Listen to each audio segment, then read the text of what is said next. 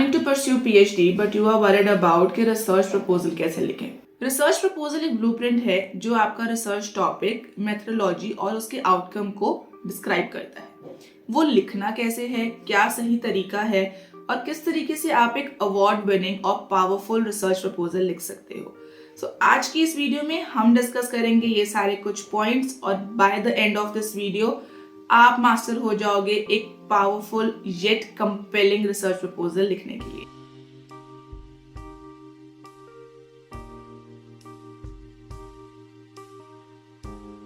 Hi everyone, I am doctor Surabhi Acharya and आज की इस वीडियो में हम डिस्कस करने वाले हैं कुछ की कंपोनेंट्स रिसर्च प्रपोजल के।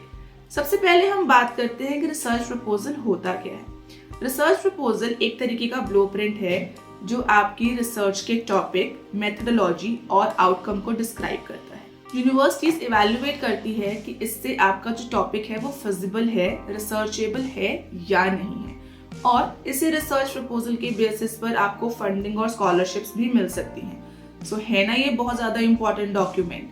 तो चलो इसके की कंपोनेंट्स को समझते हैं। सबसे पहले है टाइटल।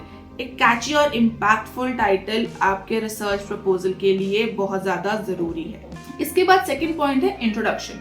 आपको अपने रिसर्च को थॉरली इंट्रोड्यूस करना है। कब हुआ, कैसे हुआ, क्यों हुआ, कहाँ हुआ, किसने किया, कैसे कैसे हुआ, पूरा एक प्रोसेस में, एक स्टोरी के वे में आपको अपना पूरा इंट्रोडक्शन लिखने की जरूरत है, so that whosoever is reading that for the first time, whether they know about the topic or they do not know about the topic, उनको एक कंप्लीट स्टोरी लाइन मिल जाए कि ओके दिस इज वाई ये research अब हो रही है।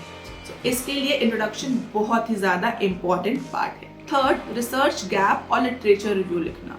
Basically literature review क्या होता है? लिटरेचर रिव्यू एक डॉक्यूमेंट है जहां पर आप ये बताते हो कि जो रिसर्च मैं अभी कर रहा हूँ, मुझसे पहले कितने लोगों ने वो रिसर्च करी, उन्होंने कौन से वेरिएबल्स को स्टडी किया और उसमें क्या गैप था जो मैं अब ये वाली रिसर्च कंप्लीट कर रहा हूँ, या अब मैं वो गैप को और बेटर वे में एनहांस करूँ। So you need to be very particular on your literature reviews.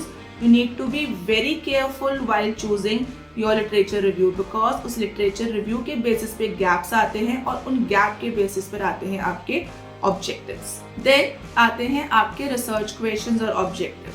कर क्यों रहे हो ये रिसर्च, उसका रीजन क्या है, कौन से ऐसे क्वेश्चंस हैं जिनका आंसर्स आप ढूंढने वाले हो अपने रिसर्च प्रपोजल से।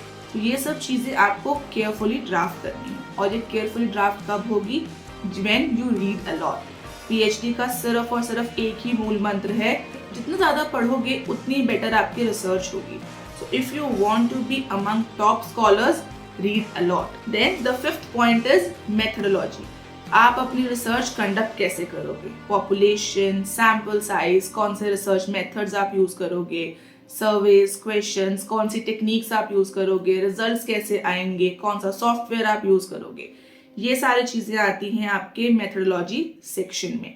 How you are going to do that, so वो भी बहुत ज्यादा ही जरूरी है, बिकॉज उसके बेसिस पे रिजल्ट आएंगे। हर स्टेप अपनी तरह से इंपॉर्टेंट है।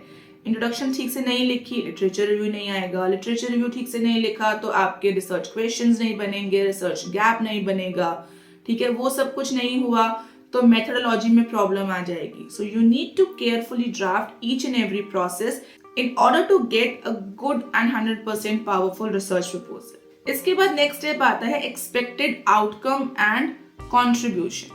देखो, अभी तो आप रिसर्च आपने करी नहीं है, एवरीथिंग इज जस्ट एक्सपेक्टेड कि ये करूंगा तो ये होगा, उसके बाद ये वाला स्टेप आएगा। सो आपने जो भी अभी तक लिखा है मेथोडोलॉजी में, आप एक माइंडसेट के साथ कर रहे हो ना कि मैंने ये सोचा कि कंज्यूमर बिहेवियर का एआई पे क्या इम्पैक्ट है, एआई कैसे उनको इम्पैक्ट कर रही है।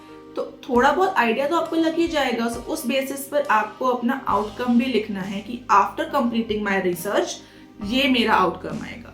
और जब हम आपकी रिसर्च पूरी कर लेंगे after completing the whole PhD process, at the end we will evaluate कि जो इनिशियली आपने सिग्निफिकेंस या आउटकम या जो भी आपने लिखा था, क्या वो एग्जैक्टली कंप्लीट वैसा हुआ है या नहीं हुआ है। इसके बाद 7th स्टेप आता है timeline and your PhD work plan. आप क्या कब करोगे, किस तरीके से डाटा कलेक्शन होगा, क्या टेन्योर होगा, ये सारी चीजें भी उसमें ऐड होती हैं। And the last one is references and citation. PhD में रेफरेंस और साइटेशन बहुत ही ज्यादा जरूरी है। अगर आपने अपने जो रेफरेंसेस हैं उनको ठीक से कोट नहीं किया, आपने प्रॉपरली साइटेशंस नहीं लिखी हैं, सो ये आपके लिए प्रॉब्लमैटिक होगा बाद में। आपकी साइटेशन इंपॉर्टेंट इसलिए है क्योंकि आपको प्लेगरिज्म से बचना है। आपको कट कॉपी पेस्ट नहीं दिखाना है कि मैंने 3 थीसिस उठाए, तीनों को 1 में कंप्लीट बनाया, कंपाइल किया और मैंने दे दिया। You need to apply some theories, you need to work on theories, you need to dig deeper in order to create a powerful research proposal. अब बात करते हैं कुछ ऐसी कॉमन मिस्टेक्स की जो हर कोई करता है while they are making their research proposal. सबसे पहला है बहुत ही लंबा रिसर्च प्रपोजल लिखना है। You need to keep your research proposal between 1500 to 3000 words. आप जब भी किसी यूनिवर्सिटी में अप्लाई कर रहे हो तो वहाँ पे क्राइटेरियाज गिवन होते हैं, उसके अकॉर्डिंगली आपको अपना रिसर्च प्रपोजल बनाना है। सेकेंड है रिसर्च गैप को सही तरीके से एक्सप्लेन नहीं करना। अगर आप एक्सप्लेन ही नहीं कर रहे हो कि जो आपकी रिसर्च है उसमें क्या गैप है, जो लिटरेचर रिव्यूज पहले हो चुके हैं, जो पहले काम हो चुका है उसमें और आप में क्या डिफरेंस है, अगर आप वो चीज़ बता ही नहीं पा रहे हो तो there is no point of creating that research proposal. So you need to be very particular on that and you need to be very careful while you are drafting a research proposal. अपनी methodology को vague रखना कि आप clear ही नहीं हो कि क्या research design है, क्या डेटा कलेक्शन है, मैं क्या करूँगा, किस तरीके से करूँगा। If you are not clear on a first step, it will going to harm on every single step that you are going to walk in your PhD journey. So while you are crafting your methodology, take time. PhD में ऐसा कुछ भी नहीं है कि 3 दिन के अंदर सब कुछ कंप्लीट करके देना है। You need to be very patient while you are working on your thesis. So be patient, explore करो, चीज़ों को पढ़ो, बहुत सारे लोगों से डिस्कस करो, अपने गाइड से डिस्कस करो, अपने को गाइड से डिस्कस करो, and after that draft a good and clear roadmap for your PhD journey. Then the fourth one is references को गलत फॉर्मेट करना। देखो, जब भी हम PhD करते हैं, हमारी जो रिसर्च है आफ्टर कंप्लीशन वो और बहुत सारे लोग पढ़ते हैं, ठीक है। आपने रेफरेंसेस कहाँ से लिए, आपने किस तरीके से क्या काम किया। So, अगर आप अपने रेफरेंसेस को, साइटेशंस को गलत तरीके से कोट कर रहे हो, तो जो भी इन फ्यूचर आपकी रिसर्च पढ़ रहा है उसके लिए भी वो प्रॉब्लमैटिक होगा, प्लस आपके लिए भी प्रॉब्लमैटिक होगा क्योंकि अभी तो आपने पढ़ा और लिख लिया, बट जब आपको थीसिस ड्राफ्ट करने की जरूरत है, जब आपकी प्रेजेंटेशंस होंगी, when you are being question, उस टाइम पे it will become problematic for you. So in order to avoid that, be clear on whatever you are doing. And the last one is use of over complex language. Research proposal basically सिर्फ एक simple document है। उस document में हम क्या लिखते हैं कि मेरा टॉपिक ये है, मुझे ये प्रॉब्लम फेस हुई, मैं चाहता हूँ मैं इस प्रॉब्लम का सॉल्यूशन निकालूं और उसके लिए मैं काम कर रहा हूँ। उसमें अभी तक कितना काम हो चुका है, क्या काम उसमें पेंडिंग है, मैं किस तरीके से काम करूंगा, कहाँ काम करूंगा, कैसे काम करूंगा, मेरा एंड रिजल्ट क्या आएगा। Very basic and simple document, this is research proposal. उसको जितना बेसिक, सिंपल और पावरफुल रखोगे उतना आपके लिए इजी होगा। जितना ज़्यादा कॉम्प्लेक्स, टेक्निकल और भारी भरकम वर्ड्स यूज करोगे, वो क्या होगा, वो आपके रिसर्च प्रपोजल को और वीक बना देगा, ठीक है। Because at the end people require things that are simple yet powerful. So if you want to write good proposal, उसको simple रखो, informative रखो, knowledgeable रखो, powerful रखो, तो वो easily acceptable भी होगा, प्लस आपको better perspective भी मिलेगा अपनी प्रॉब्लम का। मैंने हमारे टेलीग्राम चैनल पर एक सैम्पल रिसर्च प्रपोजल लिखा है जो बहुत ही बेसिक और बहुत ही सिंपल है, and that will give you an idea कि आप किस तरीके से एक रिसर्च प्रपोजल लिख सकते हो। जो लिंक है वो डिस्क्रिप्शन में है, go check that out. Now let's talk about pro tip that will help you to write winning proposal. Number 1, keep it concise and well structured. Number 2, use clear formal language. Number 3, get feedback from mentor or professor before final submission. And number 4, if possible, go for a mock review. All these tips will help you to land a good and impressive research proposal.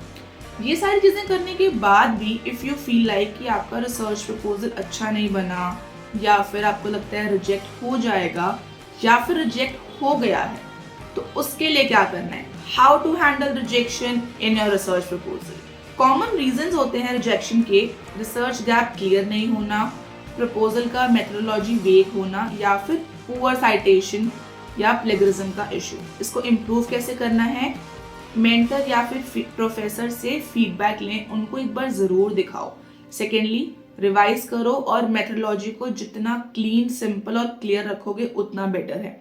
And third, journals और funding agencies की specific guidelines को follow करो।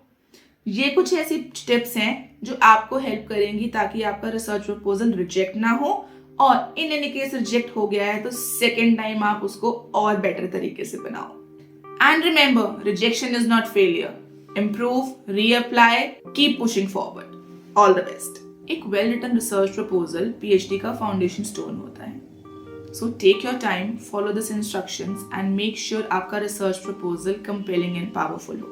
Still in case you feel like कि आपका research proposal ठीक से लिखा गया है या नहीं लिखा गया है, or you need any help, so don't worry, comment proposal and I'm going to give it a free check.